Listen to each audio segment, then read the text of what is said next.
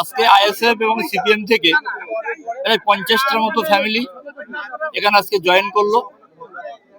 তারা মমতা ব্যানার্জি উন্নয়নে সামিল হলো এবং তার আজ থেকে আমাদের আজকে তৃণমূল পরিবারের সদস্য হলো। অবশ্যই মানুষ যখন দলে দলে আসবে, মানুষ যখন দলে উন্নয়নে সামিল হবে, তখন তো নির্বাচন করতে এমনি সহজ। তৃণমূল মাখালগাছা অঞ্চলে শুধু 26-এ নির্বাচনে শুধু দেখা যাচ্ছে ভোটের অপেক্ষা করছে। মাখালগাছা 26-এ নির্বাচনে আমি এইটুকু বলবো যে মাখালগাছার মানুষ অনেক সচেতন মানুষ।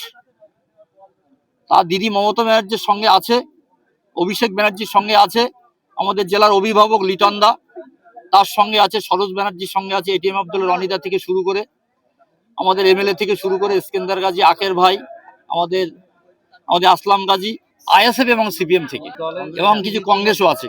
অবশ্যই আসামের শক্ত এমনি শক্তি বৃদ্ধি ছিল তৃণমূলের মাখালগাছা অনেক, এবং এরা আসার পর আরেকটু ভালো হলো মাখালগাছা। আমি আইএসএফ ছিল, তৃণমূলে আসলাম। এই আমাদের দেখছি আইএসএফ ধর্মবিধি দল, ধর্মবিধি দল কোনো জায়গায় উঠতেই পারবে না।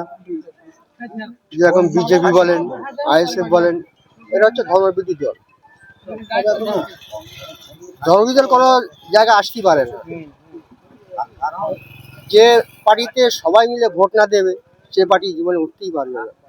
আর দেখছি এই তৃণমূল ভালোই কাজ করছে, সব জায়গায় রাস্তাঘাট করছে। ওই কারণে আমি তৃণমূলে যোগ দিই। আমার নাম জুলফিকার মোল্লা। কংগ্রেস দল ছেড়ে তৃণমূলে জয়েন করলাম। কংগ্রেস দল ছেড়ে তৃণমূলে জয়েন করলাম।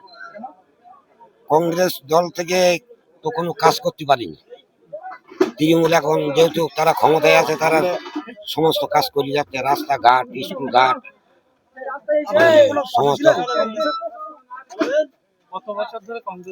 ও কংগ্রেসে অনেকদিন থেকে করি, কংগ্রেস ছেড়ে এখন এই নতুন করে আমরা সদস্য হিসাবে ছিলাম। আলিজান মল্লিক।